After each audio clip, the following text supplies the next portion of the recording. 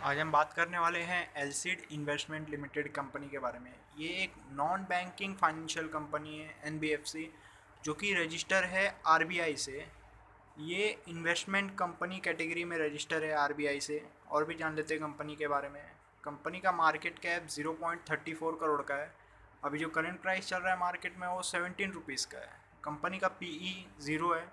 Company का book value 5,08,281 rupees का है। आरओसी कंपनी ने इस साल जनरेट किया 1.24% का। आरओई जनरेट किया 0.95% का।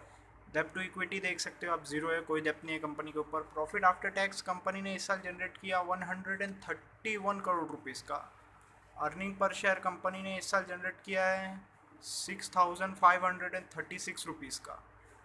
कंपनी का शॉर्ट और लॉन्ग टर्म डेप्ट ज़ीरो है। कंपनी के ऊपर कोई भी कर्जा नहीं है। कंपनी के पास कैश और बैंक बैलेंस, जिसको हम लोग कैश इक्विवेलेंट बोलते हैं, 8.85 करोड़ रुपीज़ है। कंपनी ने इस साल टोटल सेल्स करके दिखाया 108 करोड़ रुपीज़ का। आप कंपनी का बुक वैल्यू देख सकते हो आप, बहुत ज़्यादा है। और शेयर का प्राइस से अंदाज़ा लगा सकते हो बहुत अंडर वैल्यूड कंपनी है। क्वार्टरली रिजल्ट देख लेते कंपनी का। सितंबर क्वार्टर में कंपनी ने सेल्स किया था 32 करोड़ का, जिसमें प्रॉफिट बिफोर टैक्स रहा था 32 करोड़। प्रॉफिट आफ्टर टैक्स रहा था 24 करोड़ का। अर्निंग पर शेयर रहा था 1,221 रुपीज़ का। दिसंबर क्वार्टर में कंपनी ने सेल्स किया 49 करोड़ का, जिसमें प्रॉफिट बिफोर टैक्स रहा 49 करोड़ का। प्रॉफिट आफ्टर टैक्स रहा 37 करोड़ का। अर्निंग पर शेयर रहा 1,839.50 रुपीज़ का। मार्च क्वार्टर में कंपनी ने सेल्स किया 6 करोड़ का, जिसमें प्रॉफिट बिफोर टैक्स रहा 6 करोड़ का। प्रॉफिट आफ्टर टैक्स रहा 4 करोड़ रुपीज़ का। अर्निंग पर शेयर रहा 204 रुपीज़ का। जून क्वार्टर में, जो कि हाल ही में ही आया, उसमें कंपनी ने सेल्स किया 87 करोड़ का, जिसमें प्रॉफिट बिफोर टैक्स रहा 86 रुपीज़ का। प्रॉफिट आफ्टर टैक्स रहा 65 करोड़ रुपीज़ का। अर्निंग पर शेयर कंपनी ने जनरेट किया 3,272 रुपीज़ का। कंपनी अच्छा खासा सेल्स कर रही है और प्रॉफिट भी जनरेट कर रही है, अर्निंग पर शेयर भी जनरेट कर रही है। प्रॉफिट एंड लॉस स्टेटमेंट जान लेते हैं कंपनी का। 2018 में कंपनी ने सेल्स किया था 48 करोड़ का, जिसमें प्रॉफिट बिफोर टैक्स रहा था 47 करोड़ रुपीज़ का। प्रॉफिट आफ्टर टैक्स रहा था 46 करोड़ रुपीज़ का। अर्निंग पर शेयर रहा था 2,315.50 रुपीज़ का। 2019 में कंपनी ने सेल्स किया 61 करोड़ का, जिसमें प्रॉफिट बिफोर टैक्स रहा 59 करोड़ का। प्रॉफिट आफ्टर टैक्स रहा 55 करोड़ का। अर्निंग पर शेयर रहा 2,727 रुपीज़ का।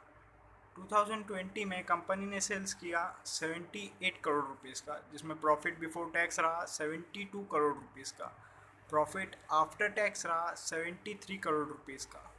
कंपनी ने अर्निंग पर शेयर जनरेट किया 3,659 रुपीज़ का। 2021 में कंपनी ने सेल्स किया 108 करोड़ रुपीज़ का, जिसमें प्रॉफिट बिफोर टैक्स रहा 107 करोड़। प्रॉफिट आफ्टर टैक्स रहा 81 करोड़ का। अर्निंग पर शेयर रहा 4,052.50 रुपीज़ का। आगे चलते हैं, प्रॉस जान लेते कंपनी का। कंपनी लगभग डेट फ्री है। कंपनी अपने बुक वैल्यू से ज़ीरो टाइम ही ट्रेड कर रही है। कंपनी ने अच्छा खासा डिविडेंड यार्ड प्रोवाइड करके रखा है। लगभग 88.24% का डिविडेंड यार्ड प्रोवाइड करके रखा है। रेशो जान लेते कंपनी का। कंपाउंडेड सेल्स ग्रोथ रेशो देख लेते हैं। पिछले 10 साल में एवरेज कंपाउंडेड 23% के हिसाब से सेल्स किया है कंपनी ने। पिछले 5 साल में 29% के हिसाब से। पिछले 3 साल में 31% के हिसाब से। और आगे आने वाले साल का एस्टिमेट है कि 121% कंपनी सेल्स करेगी। कंपाउंडेड प्रॉफिट ग्रोथ देख लेते हैं। पिछले 10 साल का एवरेज प्रॉफिट ग्रोथ है 20% का। पिछले 5 साल का 22% का है। पिछले 3 साल का 21% का है। और आगे आने वाले साल का एस्टिमेट है कि 141% कंपाउंडेड प्रॉफिट ग्रोथ करेगी कंपनी।